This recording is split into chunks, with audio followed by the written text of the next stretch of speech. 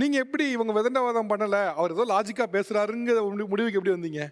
இல்ல ரொம்ப சின்ன வயசுல ஒரு 3 வயசுலயே வந்து அந்த சின்ன பசங்க சும்மா எடுத்து பேசுவாங்கல்ல, அந்த மாதிரி சும்மா கதை சொல்லுவோம்ல சின்ன பசங்களுக்கு, அந்த மாரி கடவுள் வந்து தூணிலும் இருப்பார், துரும்பிலும் இருப்பார்ன்னு அந்த கதைலாம் சொல்றேன். குப்பை அள்ளி வெளில போடும்போது வந்து கலாய்ப்பான். குப்பையில சாமி இருப்பார்ல, ஏன் தூக்கி போடுறீங்க? வச்சுக்கோங்க வீட்ல அப்படின்வான். ஸோ இப்படியே கலாய்ச்சி கலாய்ச்சி அவன் கலாய்ச்சிட்டே போயிடுவான். அதனால வந்து வேறு வழியே இல்லை, மாற்றிக்கிட்டே ஆகணும் அப்படின்ட்டு. இன்னொன்று வளர வளர கம்பல் பண்ணால் பப்ளிக் பிளேஸில் நமக்கு தான் அது அன்கம்ஃபர்டபுளாக ஆகிடும். முறைச்சிட்டு போயிடுவாங்க. அந்த டீனேஜ் இப்போ தாண்டிடுச்சு. பட் அதனாலேயே சரி அவன் சொல்கிறதுல ஒரு லாஜிக் இருக்குன்னு புரிய ஆரம்பிச்சுது. ஓகே. உங்களுக்கு கடவுள் நம்பிக்கை சுத்தமாக கிடையாதா? இருக்கு. But for me my faith in God is personal. So எனக்கு வந்து எனக்கும் காடுக்கும் ஒரு கனெக்ஷன் இருக்குது. அதுதான் ஐம் ப்ரீச்சிங். இப்போது மற்றவங்க சொல்கிறாங்க இந்த மாதிரி இது பண்ணாதான் நல்லது நடக்கும், இது பண்ணால் கெட்டது நடக்கும், அது எனக்கு நம்பிக்கை கிடையாது. நான் வந்து பர்சனல் எக்ஸ்பீரியன்ஸாக எனக்கு எது ஒர்க் ஆகுதோ அதை நான் ஃபாலோ பண்ணிக்கிறேன். But there's some bigger power out there which I agree with. Okay. உங்களுக்கு மேலே சுப்ரீம் பவர் இருக்குன்னு நம்புகிறேன். பட் நான் அந்த சடங்கு சம்பிரதாயத்துக்குள்ளே வரமாட்டேன். ஆமாம் அது ஓகே. ஓகே. அம்மா டெய்லி வந்து ராசி பலன்லாம் சொல்லுவாங்க. ராசி பலன் நம்பிக்கை இருக்கா? வாய்ப்பே இல்லை. Not one bet. பார்ப்பீங்களா? பார்க்க மாட்டேன். அது அட்லீஸ்ட் அம்மாக்காவது பார்க்க மாட்டீங்களா? இல்லை பார்க்க மாட்டேன். சரி, எப்போவாவது பார்த்துருக்கீங்களா? அது பார்த்துருக்கேன். ஷூட்டிங்லாம் போயிருக்கேன் அம்மாவோட. ஷூட்டிங்லாம் பார்ப்பீங்க?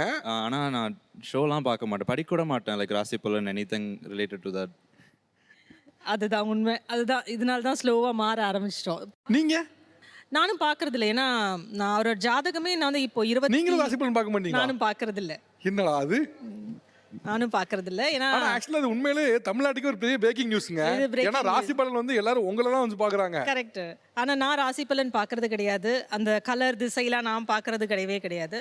ஸோ நான் வந்து என்னோட நம்பிக்கையை வச்சு தான் போகிறது. ப்ளஸ் சூர்யா எல்லாருமே டிஃப்ரெண்ட்டாக அதை அப்ரோச் பண்ணும்போது அதை ஃபாலோ பண்ணிக்கலாம். அது நல்லா தான் இருந்தது ஆக்சுவலாக. ஓகே. ஆக்சுவலாக இப்போ இந்த போன ஜென்ரேஷனை காட்டிலும் இந்த ஜென்ரேஷனில் இருக்கவங்க நிறைய பேர் வந்து கடவுள் நம்பிக்கை அதெல்லாம் தாண்டி அவங்களுக்கு ஒரு பவர் மேலே நம்பிக்கை இருக்குது. ஆனால் அந்த பவருக்கு நீங்கள் சொல்கிற பேரை நான் வைக்க மாட்டேன், நீங்கள் வைக்கக்கூடிய சடங்கு சம்பிரதாயங்களுக்குள்ளே நான் வரமாட்டேன், நீங்கள் வைக்கக்கூடிய ரிச்சுவல்ஸ் எதுவுமே எனக்கு பொருந்தாது, நான் ஒரு சாமியை நம்புகிறேன் அப்படிங்கிற இடத்துக்கு நகர்றாங்க. நீங்கள் எப்படி பார்க்குறீங்க? அதுக்கு அவங்க சொல்கிற நேம் வந்து யூனிவர்ஸ் அல்லது ஒரு கர்மா அப்படிங்கிறத சொல்கிறாங்க. நீங்கள் எப்படி பார்க்குறீங்க அதை? ஏதோ ஒரு விஷயத்து மேலே ஒரு பயமோ ஒரு சின்சியாரிட்டியோ இருந்தால் அந்த ஒரு செல்ஃப் கண்ட்ரோல் அந்த விஷயம் கொடுக்குதுன்னா அது எதுவாக இருந்தாலும் பரவாயில்லன்றது தான் என்னோட நம்பிக்கை. அது சாமியாக இருக்கலாம், இல்லை யூனிவர்ஸாக இருக்கலாம், வாட் எவர் மேபி. அது அவங்களுக்கு ஒரு செல்ஃப் கண்ட்ரோல் கொடுக்குது, அது மேலே அவங்களுக்கு ஒரு பற்றுதல் சூர்யா சொன்ன மாதிரி வருதுன்னா ஐ திங்க் தட் இஸ் ஓகேன்னு நினைக்கிறேன் நான். ஓகே. ஓகே. இப்போ நீங்கள் பார்த்ததுலேயே இந்த இது வந்து எனக்கு ரொம்ப ஃபன்னியாக படுது, இல்லை ரொம்ப வினோதமாக படுது, எனக்கு இதில் வந்து பார்த்தாலே எனக்கு இப்படி தெரியுது அப்படின்னா என்ன சொல்வீங்க? எனக்கு ஒரு 15 வயசு இருக்கும்போது நான் டெய்லி கோயில் போக ஆரம்பித்தேன். ஏன்னா எக்ஸாம் டைம்னால போயிட்டு இருக்கும்போது நான் ஷார்ட்ஸ் தான் போட்டு போவேன். ஆனால் என் ஷார்ட்ஸ் வந்து இங்கே வரைக்கும் வரும். ஆனால் அந்த கோயில் ஐயர் வந்து சண்டை போடுவார் என்னோட, ஷார்ட்ஸ் போட்டு வரக்கூடாது, உமனுக்கு அன்கம்ஃபர்டபுளாக இருக்கும் அப்படின்னு. பட் நான் வீட்டில் வந்து அதே கேள்வி நான் வீட்டில் கேட்டேன். இப்போ அந்த ஐயர் வந்து டிஷர்ட் இல்லாமல் ஷர்ட் இல்லாமல் கோயிலில் இருக்காரு, அது உமனுக்கு அன்கம்ஃபர்டபுளாக இருக்காதா? இதுக்கு யாரும் எனக்கு ஆன்சரும் சொன்னதில்லை. ஆன்மீகம் அல்லது பக்தி அப்படின்னா என்னன்னு கேட்டிங்கன்னா அதுக்கு வந்து ஒவ்வொருத்தவங்க ஒவ்வொரு விதமான கதைகள் சொல்லுவாங்க, ஒவ்வொரு மாதிரி டெஃபினேஷன் சொல்லுவாங்க. ஆனால் ஒரே ஒரு வரியில் ஆன்மீகம்னா என்ன அப்படின்னா தேடல். நான் யார் அப்படிங்கிறது தான் உலகத்திலே பெரிய கஷ்டமான ஒரு கேள்வியாக இருக்கும். நான் யார், ஹூ ஆம் ஐ அப்படிங்கிறது தான் இருக்கிற ரொம்ப சிம்பிளான ரொம்ப கடினமான ஒரு கேள்வியும் கூட. அதை நோக்கி ஒரு தேடல் தான் ஆன்மீகம். அதை நோக்கி நீங்கள் வந்து ஒரு வழியில் ட்ராவல் பண்ணுறீங்க.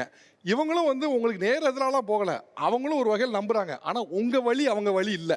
நீங்கள் இப்போ ஃபோர்ஸ் பண்ணி இல்லை இதுதான் சரியான வழி, இங்கே வா அப்படின்னா அது ஆன்மீகமே இல்லை. ஆன்மீகம் வந்து ஃப்ரீயாக விட்டுருது, நீ பண்ணுப்பா அப்படின்னு. நீங்கள்லாம் வணங்கக்கூடிய, நீங்களே படிக்கக்கூடிய திருமந்திரம் என்ன சொல்லுது? தன்னை அறிய தனக்கு ஒரு கேடு இல்லை, தன்னை அறியாமல் தானே கெடுகிறான், தன்னை அறியும் அறிவை அறிந்த பின் தன்னையே அர்ச்சிக்க தான் இருந்தானேங்குது. நீங்கள் என்ன சொல்லுது? உங்களை நீங்கள் அறிஞ்சிக்கிட்டா பிரச்சனையே இல்லைங்குது. நீங்கள்லாம் வணங்கக்கூடிய திருமந்திரம் சொல்கிறது தான் அது. அப்படி இருக்கப்போ அவங்கள அறிஞ்சிப்பாங்க அப்படின்னா அவங்க வழியில் விடுறது சரிதான். நீங்கள் அவங்கள போய் ஃபோர்ஸ் பண்ணி உங்கள் வழிக்குள்ளே கொண்டு வந்தீங்கன்னா அது நிச்சயமாக ஆன்மீகமாகவும் இருக்காது, அன்பாகவும் இருக்காது. ஸோ தயவு செஞ்சு அதை விட்டுருங்க. அவங்க ஒரு வழியை பார்ப்பாங்க, அது சரின்னு பட்டுச்சுன்னா அவங்க உங்கள் பக்கம் வந்துடுவாங்க. நீங்கள் ஃபோர்ஸ் பண்ணிங்கன்னா ஒரு நாளும் ஒரு காலமும் அவங்க வரவே மாட்டாங்க. இன்னொன்று, நீங்கள் நம்பக்கூடிய ஆன்மீகத்து மேலே வெறுப்புணர்ச்சி உருவாக்கிறோம். அந்த வெறுப்பை யாரும் விரும்ப போகிறது இல்லை, அன்பை தான் விரும்ப போகிறீங்க. மதமும் அன்பை தான் சொல்லுது. அப்படிங்கப்போ நீங்கள் அவங்கள ஃபோர்ஸ் பண்ணுறீங்க. புரிஞ்சு அவங்க வருவாங்க, ஃபோர்ஸ் பண்ணாதீங்க. அது வந்து இந்த குழந்தைங்கள கோபம் தான் ஆக்கும். ரொம்ப நன்றி. நிகழ்ச்சியில் கலந்து கொண்டு அனைவருக்கும் என்னோட மனமார்ந்த நன்றி. தேங்க்யூ. ரொம்ப ரொம்ப நன்றி.